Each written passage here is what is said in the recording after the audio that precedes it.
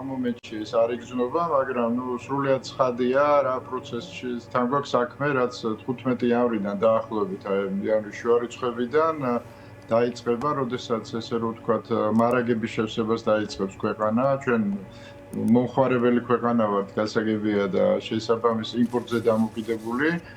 შესაბამისად, სავალუტო ბაზარზე გაჩნდება ესე რომ ვთქვათ, ძალიან მძიმე დეფიციტი. ამასაც რბილად ვამბობ, ხო? რატომ? იმიტომ რომ პირდაპირ ინვესტიციები არ იქნება. ესე რომ ვთქვათ, ქეშით გადმორიცხვებით თებერვალ-მარტში შემცირებულია მარტო იმ მიზეზის გამო, რომ წინასწარ ჩაურიცხეს იქ მომუშავე ქართველებმა თავის ოჯახებს ფული წინა საახალწლო და ეს ფული საახალწლო სუფრაზე იჭმევა, რასაც ქვია. და შესაბამისად ეს დეფიციტი ძალიან მძაფრი იქნება, ხო? შესაბამისად, ძალიან სერიოზული დაწოლა იქნება ლარზე, ინფლაციური პროცესები, ისეთი ნახტომისებური ინფლაციური პროცესთან შეიძლება კონდეს, ესე რომ ვთქვათ, ამ სიტუაციაში აღმოჩნდეთ. მე ვფიქრობ, რომ პირველი სექტორი ეკონომიკის, რაც ეს ყველაზე მძიმედ დაარტყავს, ეს გახლავთ სამშენებლო სექტორი, გამომდინარე იქიდან, რომ ისეაც გაბერილია ძალიან, ხო? რაღაც ეს ბუშტია გაბერილი, რაღაც ფინანსური პირამიდებია აშენებული, პირდაპირ გეტყვით, იმიტომ რომ აბსოლუტურად არაადეკვატური ფასებია დღეს შემოთავაზებული ბაზარზე, ეკონომიკურ განვითარებასთან შეუსაბამო და როგორც მოგეხსენებათ, ეკონომიკაში მე დომინოს პრინციპით ვითარდება მოვლენები და ყველა სეგმენტს საბოლოო ჯამში სამწუხაროდ ეს ყველაფერი შეეხება. ეს არის ერთი ასპექტი, თუმცა ამის თანდევი რა იქნება, ხო? ანუ პირდაპირ ინვესტიციები რო შეჩერდება დასავლეთიდან, დახმარებაზე აღარაფერს აღარ ვამბობ, ხო? ეს რაღაცით ხომ უნდა ჩანაცვლდეს, ანუ ფაქტობრივად ქვეყანას დარჩება ერთადერთი ინვესტორი რუსეთის სახით. და რუსეთი რო გახდება მთავარი ინვესტორი ამ ქვეყანაში, ეს რას ნიშნავს? ეს ნიშნავს ეკონომიკურ ოკუპაციას, ხო? იმიტომ რომ ეს არის დიდი ეკონომიკა და უბრალოდ ჩაყლაპავს ქართულ ეკონომიკას რუსეთი და ეს არის ოკუპაციის ერთ-ერთი ასპექტი. რაც შეეხება პოლიტიკურს, აქაც გასაგებია, ხო? რატომ? იმიტომ რომ ქვეყანა არის იზოლაციაში, ხელისუფლება უпростоრეთ არის იზოლაციაში მოხვედრილი, დასავლეთი მათ არ ცნობს, ერთადერთი ლეგიტიმაციას, ვინც აძლევს ამ ხელისუფლებას, ეს არის ისევ რუსეთი და თურქეთი და ირანი დაუშვათ და შეიძლება სამომავლოდ ჩინეთი, ხო? და აქაც პოლიტიკურ ოკუპაციასთან გვაქვს რუსეთის მხრიდან საქმე და არის მესამე კომპონენტი განათლება და კულტურა, ხო? ამ ხრივაც ჩვენ ვხედავთ, რომ მიმდინარეობს დასავლური კულტურის დემონიზაცია ქვეყანაში, ძალიან ეს პროპაგანდისტულად ძალიან მიზანმიმართულად, რომ დასავლეთი საერთოდ მათი კულტურა რა გარყვნილების, ესე რომ ვთქვათ, ბუდეთ ცხადდება და რას იგიჟეებს არ ვისმენთ, ხო? ხო და შესაბამისად ეს ოკუპაციის ეს მხარეც იქნება ესე რომ ვთქვათ გაძლიერებული. შესაბამისად ხელისუფლება თუ არ შეიცვალა, ჩვენ ფაქტობრივად ყველა მიმართულებით აღმოჩნდებით ოკუპირებული რუსეთისგან. ეხლა ეს ხელისუფლება შეგნებულად აკეთებს. აი ზუსტად ეგ მინდოდა რომ მეკითხა ბატონგია. აი ზუსტად ეგ მინდოდა რომ მეკითხა, როდესაც ახსენებდით ეკონომიკურ ოკუპაციას, კულტურულ ოკუპაციას და პოლიტიკურ ოკუპაციას. ეს არის მიზანი ივანიშვილის რეჟიმის, რომ სწორედ აქამდე მივიდეს. ისიც რატო გეკითხებით, როდესაც ჩვენ სანქციებზე ვსაუბრობდით, სანამ ეს რეალური და ხელშესახები გახდებოდა, სანამ ივანიშვილი მოხდებოდა სანქციებულთა სიაში, იყო ხოლმე საუბარი იმაზე, რომ ერთადერთი რისიც ეშინია ბიძინა ივანიშვილს, ეს არის ფინანსური სანქციები. იღებს თუ არა გადაწყვეტილებებს, მოახდენს თუ არა გადაწყვეტილებების მიღებაზე ეს სანქციები, ივანიშვილის გადაწყვეტილებებს გულისხმობ, თუ მათი მიზანი სწორედ ეკონომიკური და პოლიტიკური ოკუპაცია. არის, იცით, პირველ რიგში მე როდესაც გესაუბრებით, თქვენ ისეაც იცით ეს ყველაფერი. მე ვესაუბრები ქართული ოცნების მხარდამჭერებს, ხო? რომელთანაც ამ ენაზე საუბარი, რომ აი ესენი რუსები არიან და რაღაცა, არ არის დამაჯერებელი, ეხლა მათ აქვთ რწმენა, რომ ესე არ არის და ომს გადაგვარჩინა და აი ამ სისულელეებით აქვს თავი გამოტენილი. ამიტომ მე მათთვის გასაგებ ენაზე მინდა აუხსნა, რომ ესეც რო იყოს, დაუშვათ არ აკეთებს ამას ხელისუფლება შეგნებულად არ აკეთებს, რაღაც მიზნები ქონდა და ამ მიზნების განხორციელებისთვის, ესე გამოუვიდათ, ხო, ხუჭო? შედეგისთვის რა მნიშვნელობა აქვს, მოტივი რა არის რა? თუ შედეგში ჩვენ აღმოჩნდებით ოკუპირებული რუსეთის მხრიდან ეხა ხელისუფლებამ ეს შეგნებულად გააკეთა, თუ სიბრიყვით გააკეთა, თუ კიდე რაღაც ილუზიებით გააკეთა, ამას რა მნიშვნელობა აქვს? ჩვენ ვიქნებით ოკუპირებული რუსეთი და შესაბამისად ეს დანაშაულია, ეხა თქვენ რა გონია კაც რომ მოკლავს ვიღაცა, რა ვერ გავიგე თუ ესე რომ ვთქვათ, წინასწარ განზრახვის გარეშე მოკლა მკვლელობა არ იქნება თუ რანაირად ვერ გავიგე.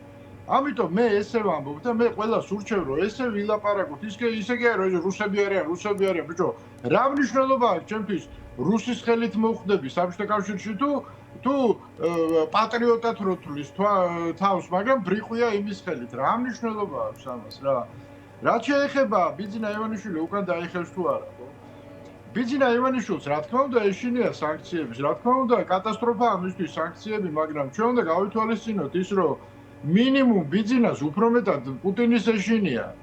მას მანევრი არა აქვს. მაღალი ალბათობით ის არც მართავს უკვე ამ ქვეყანას გაწეულია გვერდზე, ჩამოსულია უკვე მეფის ნაცვალი, ვიღაცა რუსი და ის იძლევა დირექტივებს რა. მე ესე მეჩვენება, იმიტომ რომ ეხლა ბიძინას მე კარგად ვიცნობ, ხო, ის საკმაოდ ფრთხილი ადამიანია და ესეთ პოლიტიკურ ესე რომ ვთქვათ, აი ესეთ პირდაპირ ნაჯახით, აი ესეთ სისულელეებს არის ну, ვერ წარმომიდგენია ყოველშაბათს, ან რაღაცა მოხდა მის თავში, რა ვიცი, რაღაცა გაგიჟდა რა. ხო? ან უკვე ჩამოსულია, სხვა გაწეულია და ეხა ბიძინას მანევრი აღარა აქვს რა, დათმობის მანევრი ჩვენ უკვე მაშინ რა არის ბოლო პროცესი როგორ უნდა განვითარდეს ბატონია ის მიდის ჯიქურ წინ სისტემა უნდა ჩამოიშალოს. ესე უნდა მოხდეს ბიძინა ეხა ბიძინას სანამ სისტემა ასრულებს ბიძინა ივანიშვილის დავალებებს, მანამდე ვიქნებით ამ ომში. მაგრამ აი ნახეთ ეხა რა სიტუაციაა, ხო, სისტემამ უკვე დაიწყო ფიქრი რაზე, რომ ბიჭო, ამ კაცს საკუთარი პრობლემები ვერ გადაუწყვეტია, ჩვენ პრობლემებს როგორ უნდა მოხედოთ. ზოგადად ხო აბოლებენ იქიდან, რომ დაწყნარდით ისგე ტრამპი რაღაც სისულელებით ყვება. არ მგონია თავად ივანიშვილს ჯეროდეს ეხა ამ ამბების რომლითაც არ ჯერა, მაგრამ ის ხო გრძელვადიანზე არ ითulis ორ-ორკვირიანი ნაბიჯები ნახტომებით გადადის ორ-ორკვირიანი იმედებს ქმნის, ხო? აი კიდე ორი კვირა მაცადეთ და რაღაცას ვიზამ. მერე კიდე ორი კვირა მაცა ესე დადის, მაგრამ ამას ხო ლიმიტი აქვს, ეხლა რამდენი ორი კვირა უნდა გავიდეს, ხო ეგერ 20 იანვარს ტრამპის ინაugurაცია შედგება და მე ნათქვამი მაქვს მოგენატრებათ მამათი მეთქი რა. ანუ ბაიდენი მყავს ხედველობაში, იმიტომ რომ ტრამპი ბევრად უფრო ხისტად იმოქმედებს ამას წინააღმდეგ. მე ამაში დარწმუნებული ვარ. ნუ ამას ცხადყოფს ულსონის განცხადებებიც, რომელსაც ვისმენთ ბოლო პერიოდის განმავლობაში. რაღაც სისულელეები ვილსონის ესე რომ ვთქვათ, რაღაც ის მიდის, რაღაცა ვითომ დისკრედიტაციის და აი ამით ყვებავენ ამ პროპაგანდით. რატო? იმიტომ რომ გრძელვადიანი ამოცანები ამ ხალხს არა აქვს, ორ-ორკვირიანი ამოცანები აქვს, რომ კიდე ვიღაცა დააბოლონ რა. თუმცა გრძელვადიანი ამოცანა აქვს ქართველ ხალხს, რომელიც ქუჩაში დგას, ხომ ასეა? ეს გრძელვადიანი ამოცანაც იმიტომ გულისხმობ, რომ ერთი თვე გაუძლეს ადამიანებმა სიცივეში, ყინვაში, წამებაში. პროცესი როგორ უნდა წარიმართოს, რომ რეჟიმის ჩამოშლა დაიწყოს? დაუმორჩილებლობა და სისტემური საბოტაჟი რა. სისტემაში დამერწმუნე თუ ეს პროტესტი აგრძელდა სისტემას ეს კითხვები აქვს, კაცო, შენი პრობლემები ვერ მოგიგვარებია, ბიძინას ეტყვიან და ჩვენ როგორ დაგვიცავ? ეს ხო ეუბნება რომ აი მე თქვენ რაღაცა შეიცვლება და თქვენ დაგიცავთ. რა, კი ეს კითხვები რომ გაჩნდება, დაიწყება სისტემური საბოტაჟი. საბოტაჟი რას გულისხმობ, იცით? საბოტაჟი იმას კი არ გულისხმობ, რომ ეს ხალხი კანონის სივრციდან გავიდნენ. საბოტაჟი გულისხმობ იმას, რომ კანონის მიხედვით იმოქმედონ, პოლიტიკური დავალებები კი არ ასრულონ. ხარება რო ეტყვის წადი და ბავშვები გალახეთო. აი ამაზე უნდა თქვან უარი, ხო? რომ ეს არის კანონის მიღმა ქმედებები. აი ეს სისტემური საბოტაჟი როგორც კი დაიწყება, ჩამოიშლება სისტემა რა, მაგრამ ამას ჭირდება დრო. აი ტრამპის ილუზიაც რო გაქრება, ხო, თუ კიდევ ვინმეს შერჩენია ეს ილუზია, რომ ტრამპი ჩვენია, რო იცი, მოროშკინა რო იცი, ტრამპი ჩვენია და დამსახურო უკვე როგორ ლაპარაკობენ, ახლა ჩვენ უჭერდით მხარს, ანუ დამსახურებად იწერა ამ ტრამპი, იმიტომ აირჩიეს, რომ მოროშკინა უჭერდა მხარს. აი ხო წარმოგიდგენიათ, აი ამ იდიოტობებით ამ იდიოტობას უტენიან ვიღაცებს თავში, მაგრამ ეს პროპაგანდა მათი, აი ეს უტიფარი პროპაგანდა მუშაობს, აი ღრმა სოფელში ვიღაცა რომ მარტო იმედს რო უყურებს იმაზე. სისტემა ჭკვიანია. სისტემაში ვინც მუშაობს, იმათ მოგვი ყველაფერი მშვენივრად იციან. და ბოლო კითხვა ბატონო გია. როგორ ხედავთ პროცესში სალომე ზურაბიშვილის როლს? იმიტომ რომ ხედავთ რომ ყველაზე დიდი სანდოობით დასავლელ პარტნიორებში და ამის ცალსახა არაერთი განცხადება მოვისმინეთ ჩვენ ლიდერი სახელმწიფოების ლიდერების სარგებლობს სალომე ზურაბიშვილი. როგორ ხედავთ შიდა პოლიტიკურ პროცესში სალომე ზურაბიშვილის როლს? ნუ რა არის ეს სამწუხაროდ ისე მოხდა ხო რომ სალომე ზურაბიშვილი ერთ-ერთი ლიდერია დღეს საქართველოს ნუ ლეგიტიმურობას თავი რო გავანებოთ ხო ესე რომ ვთქვათ ინსტიტუციურ ლეგიტიმურობას სახალხო ლეგიტიმურობას მარტო მას აქვს ოპოზიციურ პარტიებს არა აქვთ ეს ლეგიტიმაცია ჩვენ ამას ხო ხედავთ ამიტომ გეკითხებით პროტესტზე შესაბამისად რა თქმა უნდა ის არის მას ისტორიამ არგო ეს როლი ეხა მას ეს უნდა და არ უნდა და რა მნიშვნელობა აქვს ხო ფაქტია რომ ეს მისია მას დააკისრა ისტორიამ ამ ეტაპზე ეხა თუ ცოტა პარტიებიც რაღაცნაირად იმას ქნიან პოლიტიკურ კომენტატორობას თავს გაანებებენ და რაღაცნაირად ხალხს აჩვენებენ რომ მზად არიან ფრონტის წინახაზე საბრძოლველად კარგი იქნება ესე შეეშველებოდა პროცესი მაგრამ ჯერჯერობით რას უყურებთ არავით არის მადლობა ამით არ ეთყობათ ამის მადლობა გია ხუხაშვილი